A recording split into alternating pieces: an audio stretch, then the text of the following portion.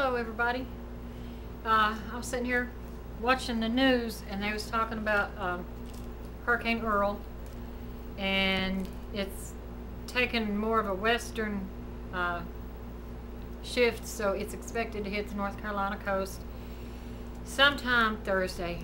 They're saying about 2 o'clock, but the worst part of it is going to be overnight. Not sure what it's going to do this far inland where I'm at, but I'm sure we're going to get some rain from it.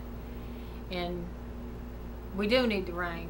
I will say that I would be more than happy to see the rain and even some wind from it if need be, because it's just too hot.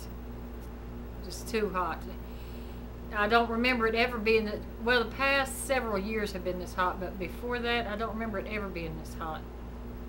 And it's like the past 3 summers or so have just been excruciatingly hot. But anyway, we'll wait and see what Earl does. I remember Hurricane Hugo. I was living in Virginia at the time, and it blew part of my garage roof a block away into a church parking lot, and it downed some trees across my driveway. And I remember I had a fireplace in the living room, and it had a window on each side of the fireplace, but it was sort of high up. You had to stand on your tippy toes to look out the window. So I had this little red rocking chair that belonged to my daughter since she was a baby. It belonged to me actually when I was a little girl. But anyway, I would stand up in that rocking chair and look out the window. So when Hurricane Hugo was going on, I stood up in the window, you know, in that chair, and was looking out the window, and I had accidentally knocked something off of the mantle. And I stepped back down and I bent over to pick up whatever it was I had knocked off. And as soon as I bent over to pick it up, excuse me, the wind came along. The windows, they would pull open. The wind come along and bam, blew that window open, and the window come and banged up against the wall.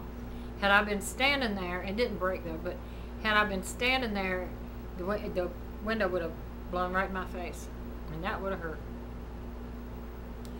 So, but anyway, I was reading on my Facebook online about Jane Velez Mitchell that's going to be on tonight. I watch it every night. But the one that they're going to have on tonight is about a woman who was a hoarder. And now my kids love to watch the show Hoarders.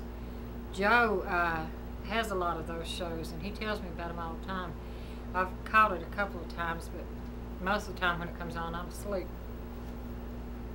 But this particular woman that they're going to talk about tonight, they said that she died in her home, and had apparently, I don't know whether she'd been dead for 4 months or whatever, or maybe just missed, and nobody had reported seeing her for 4 months.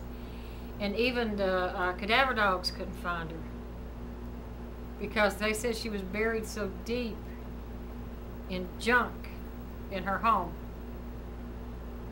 She's buried so deep in that junk that a cadaver dog couldn't find her. Listen though, my question is this: if the woman lived alone and she was a hoarder, how does she get buried so deep in that junk? I'm sure there wasn't like this big hole, big clearing in the middle of all of her stuff that she hoarded, and she just stood there one day and dropped dead and made such a loud fall and boom on the floor that everything shook around her and everything caved in on top of her. Quite sure it did not happen that way. So I want to know how she got buried in all that stuff. That's a question to ponder. Stuff just is not going to fall in on you. There was this one other time when we watched Hoarders that they had, for those of you who watch it, you know what I'm talking about, where they come in there and they want to help the people clean it up. They had come in there and they'd found 2 dead cats, and they told her, "We found your cats, but they're dead." And she said she never had any cats. So She had dead cats amongst all her other belongings. Then there was one time about these two brothers that lived together, and they were both hoarders, and one of them died, and the other one just couldn't find him amongst all the junk and debris. That's just craziness. It's craziness. People think that that's so nasty. I believe there's a difference between, being a nasty, dirty person and being a hoarder. Because some people are, what's the word I'm looking for? Are compulsive. OCD, I think is what it is. Obsessive compulsive disorder. And then some people like things really, really neat and clean. Really neat and clean. It's got to be that way. It's got to be perfect. Well, then these hoarders just can't get rid of anything. But what I don't understand is this one woman on Hoarders one night said she didn't like living like that. She didn't like having all that stuff around her. Well, if you don't like it, why not clean it up? If you got to be a hoarder, be an organized hoarder. A place for everything and everything in its place. At least be organized. Now, I'm not a hoarder, but I do have a hard time parting with things. I mean, I've got probably shower curtains and bathroom sets that I haven't had in either one of my bathrooms in 3 or 4 years, but I can't part with them. I've got, I don't know how many comforter sets for my beds that I haven't used in years, but I can't part with them. We was going to gather up some stuff for a yard sale, and I have a real hard time getting rid of stuff.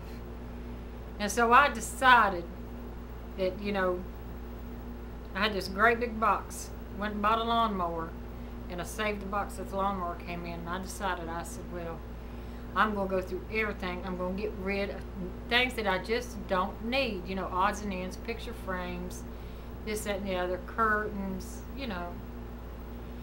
And I was going to have them at a yard sale. And I guess I had them packed for about 2 years and never could bring myself to have the yard sale. Well, finally, my kids had a yard sale. So, took the stuff to their house. And what didn't sell, they bought back. And I was kind of disappointed that I didn't get rid of it, because I knew it was going to stay packed up in that box. And it's still in a spare room, packed up in that same box. But anyway.